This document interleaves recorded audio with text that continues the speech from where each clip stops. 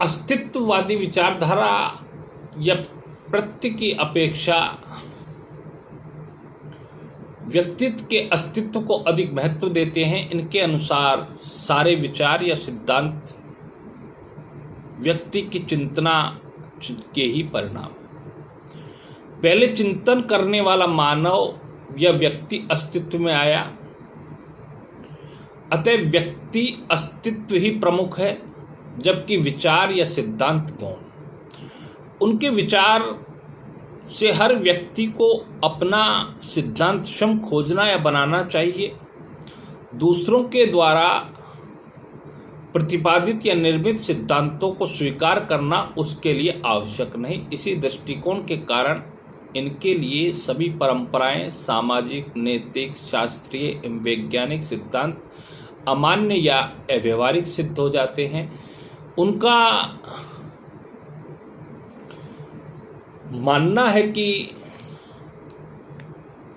यदि हम दुख एवं मृत्यु की अनिवार्यता को स्वीकार कर ले तो भय कहाँ रह जाता है। अस्तित्ववाद के अनुसार दुख और अवसाद को जीवन के अनिवार्य एवं काम्य तत्वों के रूप में स्वीकार करना चाहिए।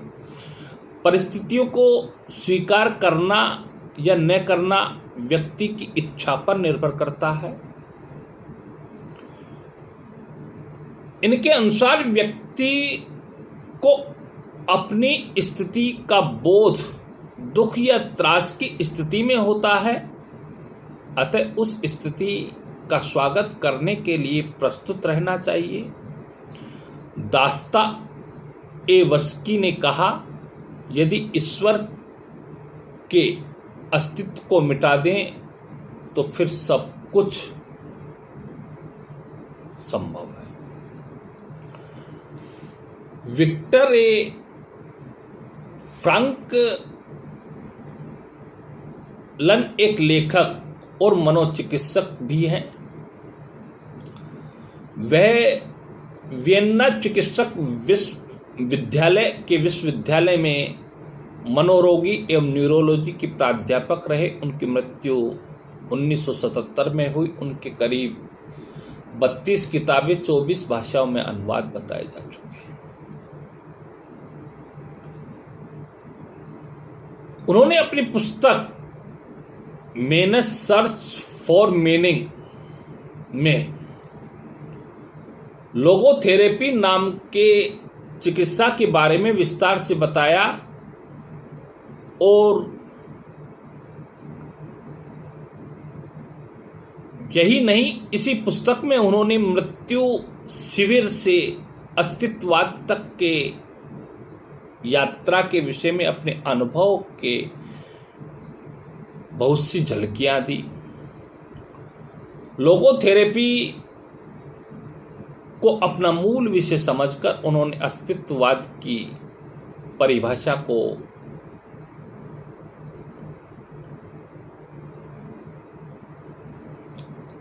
परिभाषित करना चाहा, अस्तित्ववाद को परिभाषित करना चाहा और वे कहीं हद तक इसमें सफल भी रहे।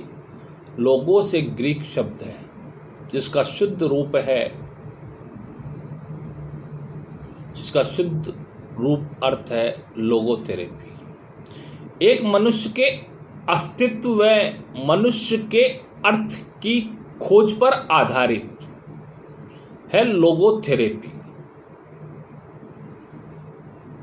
के आधार पर जीवन में अर्थ के खोज का प्रयास एक मनुष्य का सबसे प्रथम प्रेरक बल है। इसी कारण फ्रांकन ने उच्च महत्व जीवन के अर्थ को दिया है, न कि आनंद को। अस्तित्व कुंठा मनुष्य के अर्थ के खोज की धारा में हताशा या निराशा का बहुत ही बड़ा भाग होता है।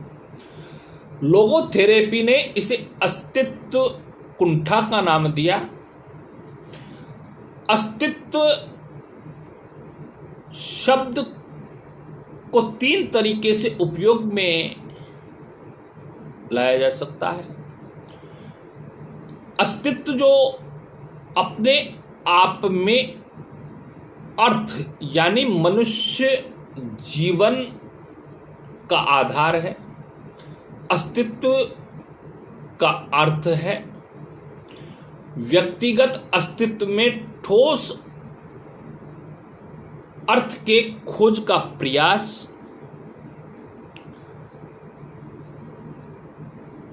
इस हताशा का परिणाम न्यूरोसिस भी हो सकता है। विक्टर फ्रांकन अपने मरीजों के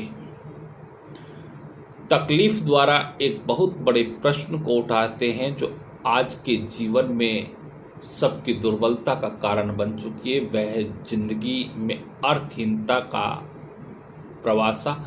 ऐसी तकलीफ अधिकतर उन लोगों में देखी गई जो मृत्यु शिविर से बच निकले।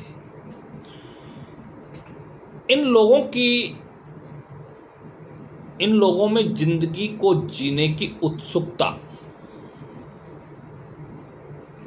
ही नहीं रही। उनके जेहन में खोखलापन ही नहीं रहा, क्योंकि वे आंतरिक अकेलेपन से गुजरते हुए इस खोखलेपन या अकेलेपन को, जिससे हर इंसान जूझता है, उसे विक्टर फ्रांकन ने अस्तित्व वाक्यूम नाम दिया। अस्तित्व वाक्यूम एक ऐसी घटना है जो 20वीं सदी में बहुत ही विख्यात हुई। अस्तित्व वैक्यूम की शख्सियत की शुरुआत उदासी से होती है। इसी अवसर पर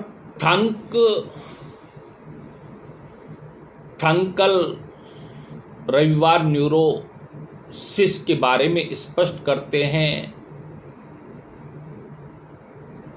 यह एक तरीके से अवसाद है जिसमें व्यक्ति अपने जीवन में संतोष की कमी को महसूस करता है, और इसका एहसास उसे तब होता है जब वह हफ्ते भर के भागदौड़ के बाद अपने जीवन के अकेलेपन को महसूस करता है। फ्रांकलन के हिसाब से शराबीपन और बाल अपराध के कारण को तब तक समझा नहीं जा सकता जब तक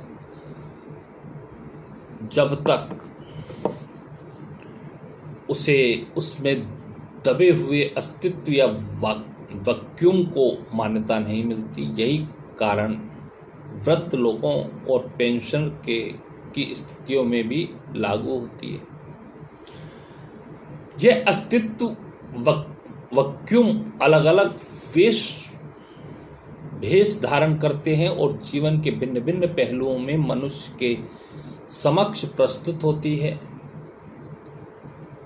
इनमें से कुछ शक्ति की इच्छा या धन की इच्छा हो सकती है जो अर्थ को खोज में मनुष्य के राह को धुंधला कर देती है, या अस्तित्व कुंठा का परिणाम जिसमें यौन लिबिडो भी अनियंत्रित हो जाती है। लोंगोथेरेपी की कोशिश हमेशा यही रही कि मरीजों को पूरी तरह से अपने कर्तव्य की तरफ मोड़ा जाए, ताकि वह ये समझ सकें कि वे किसके लिए और क्यों कर्तव्यों से बंधे हुए हैं। फ्रांकलन का कहना है कि जीवन का वास्तविक अर्थ स्वयं के मानस में नहीं बल्कि संसार में है। उसी तरह मानव के अस्तित्व का असली उद्देश्य आत्म परिचय से नहीं होता, उसका सार आत्मश्रेष्ठता से होता है। फ्रांकलन इस बात को न्याय सिद्ध करने के लिए यह तर्क लाते हैं कि आत्म परिचय कभी भी जीवन का आधार नहीं बन सकता, क्योंकि मानव जितना उसे पाने का प्रयत्न करेगा वह उतना उसमें खोएगा। संसार को स्वयं की अभिव्यक्ति कभी नहीं समझनी चाहिए। नहीं, संसार को एकमात्र साधन यह आत्म परिचय को प्राप्त करने का उपाय, यही आशय स्पष्ट है कि जीवन का अर्थ स्थिर नहीं है, पर इसका कोई छोर भी नहीं है। लोंगोथेरेपी के अंतर्गत हम जीवन के अर्थ 3 तरीके से ढूंढ सकते हैं। कर्म के माध्यम से, किसी की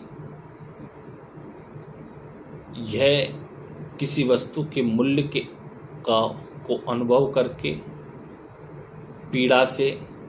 पहले तरीके को पूर्ण करना अत्यंत लाभदायक है।